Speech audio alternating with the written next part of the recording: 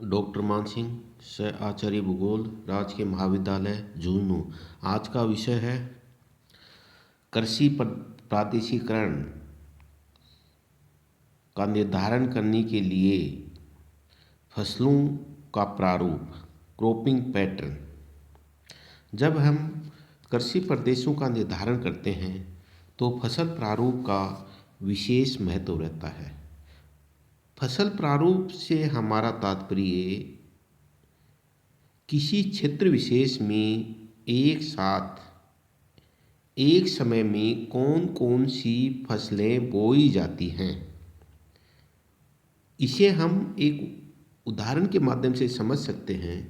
जैसे शेखावाटी क्षेत्र में खरीफ की फसल में एक साथ बाजरा, ग्वार, मूंग, मोठ बोए जाते हैं।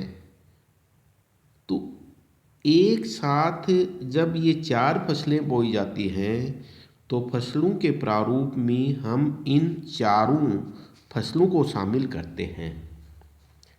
इसके बाद में हम यह देखते हैं कि ये जो चारों फसलें हैं किसी भूभाग में कितने कितने प्रतिशत भूभाग पर बोई जाती हैं। इसे हम एक उदाहरण के माध्यम से और समझ सकते हैं। रबी की फसल में शेखावाटी क्षेत्र में मुख्य रूप से गेहूँ, जौ, चना, सरसों की फसलें उत्पादित की जाती हैं। ये फसलें किसी भूभाग में कितने कितने प्रतिशत भूभाग पर की जाती हैं। जब हम इस प्रकार के विवरण का अध्ययन करेंगे तो यह अपने आप में फसल प्रारूप कहलाएगा। फसलों के प्रारूप से अभिप्राय है कि एक निश्चित समय में विभिन्न क्षेत्रों के अंतर्गत अनेक फसलें पाई जाती हैं। क्षेत्रीय विस्तार व विशेषताओं के आधार पर अनेक फसलों का पाया जाना व इनके आधार पर क्षेत्रीय वर्गीकरण कृषि में विशेष महत्व रखता है। कुछ क्षेत्रों में एक ऋतु विशेष में एक ही प्रकार की फसल बोई जाती है, जबकि अन्य क्षेत्रों में उसी समय अनेक फसलें बोई जाती हैं। इस प्रकार कृषि की फसलों के आधार पर वर्गीकृत कर इनके निश्चित क्षेत्रों का निर्धारण करना फसलों के वितरण के प्रारूप का अध्ययन कहा जाता है। इस प्रकार विभिन्न क्षेत्रों में होने वाली फसलों का सही सही अंकन क्षेत्रीय अध्ययन का महत्वपूर्ण पहलू है, जिसमें इनके निमित्त आंकड़े एकत्रित कर प्रदेशों का निर्धारण किया जा सकता है। सांख्यिकी का प्रयोग विभिन्न रूप से किया जाता है, जिससे एक दूसरे क्षेत्र के महत्व के साथ साथ फसलों के महत्व को समझा जा सकता है। कृषि क्षेत्रों के महत्व को समझने के लिए उत्पादकता, घनता तथा उर्वरता के साथ साथ फसलों के एक दूसरे से संबंधों को भी समझना आवश्यक है। कभी कभी एक निश्चित फसल के बाद दूसरी निश्चित फसल ही बोई जाना आवश्यक है। फसलों की विभिन्नता व विविधता महत्वपूर्ण तथ्य है, जिनका क्षेत्रीय संदर्भ में अध्ययन किया जाता है। इस प्रकार क्षेत्रीय निर्धारण इकाई के आधार पर अति छोटा, मध्यम तथा बड़ा क्षेत्र किया जाता है।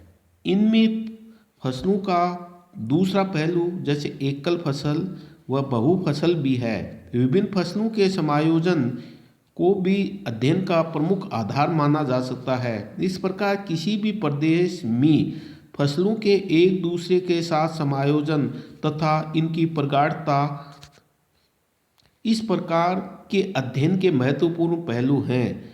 फसलों की उपज के आधार पर भी क्षेत्रीय अध्ययन आवश्यक हो जाता है, जिसमें विभिन्न फसलों की प्रधानता का पता लगाया जा सकता है।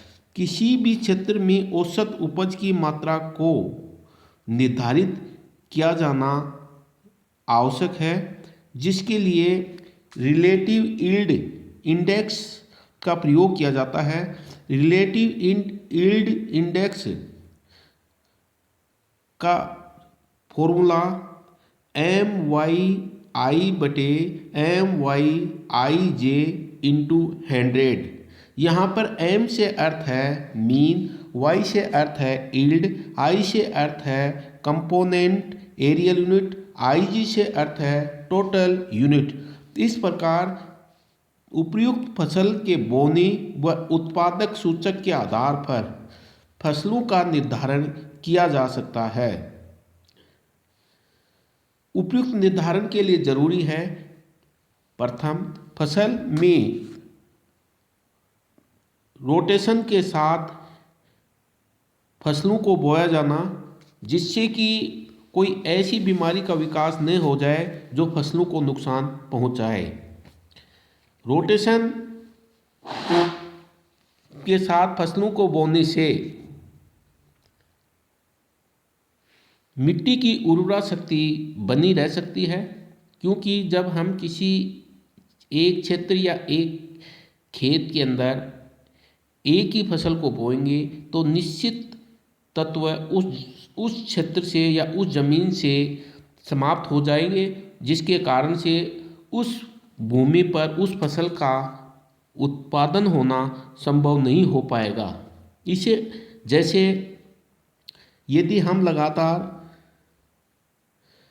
खाद्यान्न फसलें बोएंगे तो खाद्यान्न फसल बोने के कारण से खाद्यान्न फसलों के लिए आवश्यक नाइट्रोजन, फास्फोरस, पोटास के जो तत्व हैं उनको निर्धारित मात्रा में चाहिए, वो धीरे धीरे समाप्त होते जाते हैं।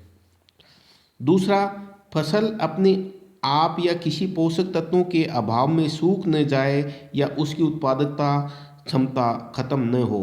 तीसरा, फसल से पोषक तत्वों का आवास व मिट्टियों में उत्पादक क्षमता नष्ट न हो।